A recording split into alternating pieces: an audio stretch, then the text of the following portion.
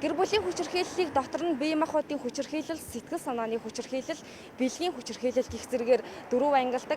За энэ оны эхний 10 сарын байдлаар гэр бүлийн хүчирхийлэлд өртсөн 11 мянган гаруй дуудлага бүртгэгдснээс за 80% нь сэтгэл санааны хүчирхийлэл, за үлдсэн хувь нь бэлгийн болон бие махбодын хүчирхийлэл байгаамаа. Бид хүчирхийлэлд өртсөн хүмүүс ямар шат дараатайгаар байгууллагуудад хандаж өөрийгөө хамгаалах, за мөн хүчирхийллээс гарах ямар арга замууд байж болох талаар нийслэлийн цагдаагийн газар болон хүчирхийллийн эсрэг үндэсний төвөөс сурвалжлалаа. Гэр бүлийн болон бэлгийн хүчирхийлэл хохирогч эмэгтэйчүүд хүүхдүүдэд сэтгэл зүйн болон хуулийн зөвлөгөө, түр хамгаалан байрлуулах үйлчилгээ, тэгээд дээрэс нийгмийн ажлын үйлчилгээ гэдэг аль болох нэг зөвхөн үйлчилгээг үзүүлэх гэж ажиллаж байгаа. Ураг төрлийн хүчингийн хэрэг нь өөрөө айгүй онцлогтой, маш олон жилийн дараа илэрч гардаг.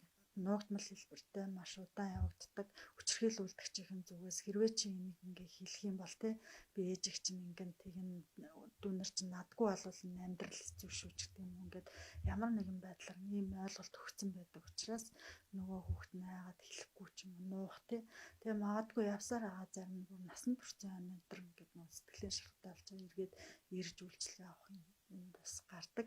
Бэлгийн хүчирхийлэлд өртсөн хохирогч нь өөрөө нэг эсвэл хаалттай эсвэл их задгаа ч юм уу задгаа яриатай, задгаа хуцлалттай болчдаг.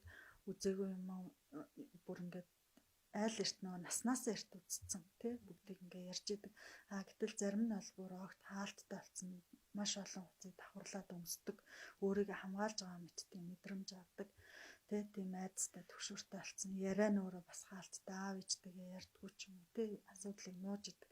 Ер нь аливаа хүчирхийллийг ихэнхдээ манайхаа харигдталтай ч юм уу холбох гээд эсвэл ядууралтай нь холбох гээд байдаг. Гэтэл энэ нь өөрөө нөгөө суурьшилтгаан бол биш. Эрх мэдлийн тэнцвэргүй адил гэж үздэг. Суурьшилтгаан нь яг хаана эрх мэдэл тэнцвэргүй болсон тэр үед л хүчирхийлэл үлдэгдэж юм гэж үздэг.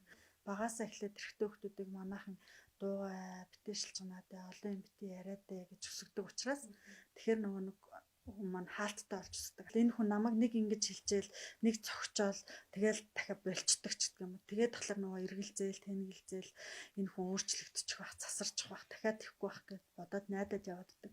Гэтэл энэ гэр бүлийн хүчирхийлэлч өөрөө даалт орчинд үйлдэгдэн байнга тавтагдаж даймжирч идэг, ям насанд аюултай болж идэг учраас зайлшгүй мэргэжлийн байгууллагуудад хандаж зөвлөгөө үйлчилгээ авах шаардлагатай. Гэр бүлийн хүчирхийлэл нь эргээд ирээдүйд бий болох 10 жилийн дараа, 20 жилийн дараа бий болох үр өгүүлбэрүүдэд маань дуруу үргэлжлэл дуурайлал үзүүлээд байна. Хүчирхийллийг хэвийн зүйл мэт ойлгож өссөн хүүхэд ирээдүйд тэр хүчирхийллийг удам залгаж, залгуулах ийм эрсдэл маш их өндөр байна. Хүчирхийллийн тойрог гэж байдаг. Хүчирхийллийн тойрог хизээж дуустдаггүй ийм тойрогт орцсон байдаг. Нэгдүгээрт хүчирхийлэл үйлдэгч маань өөрийнхөө буруутай үйлээ ойлгож, хүлээн зөвшөөрч, өөрийнхөө хүчирхийллээс татгалзаж, тийм үү? Сайн дураараа татгалзаж. Ингэсэн тохиолдолд тэр хүчирхийлэл нэгдүгээр дуусна. Хоёрдугаарт хүчирхийлэгч, хохирогч хоёр бүр мөсөн салж дахин харилцахгүй болсон тохиолдолд нэг дуусна. Гуравдугаарт хэн нэг нь шоронд орж эсвэл амь насаараа харамсалтай байдлаар хохирч хүчирхийлэл дуусна. Хэрвээ иргэн та гэр бүлийн хүчирхийлэлд өртөж байгаа тийм үү? Удаадаараа энэ даамжирсан бол давтагддаг бол та цагдаагийн байгууллагын 102 дугаар утсан заавал залгаж мэдээлж байгаа чинь. Манай иргэд зарим нь нэрдэх цагдаад нэг удаа шалгууллаа, 2 удаа шалгууллаа. Нэг 7 хоног баривчлаад өнгөрдөг юм байна. Нэг 20 хоног баривчлаад өнгөрчдөг юм байна.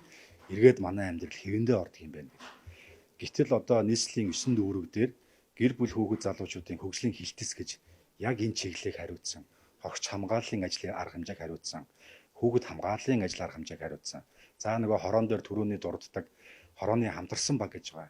Эдгээр хуулиар үүрэг хүлээсэн, чиг үүрэг хүлээсэн байгууллагууд байгаа. Шууд хандаж байгаа ч гэж би хэлмээр байна. Шаардлагатай бол та манай хамгаалах байранд бол хандаж болно. Энд бол ажил хариуцсан албан тушаалтнууд, ажил хариуцсан субъектүүд таны төлөө ажиллах ёстой.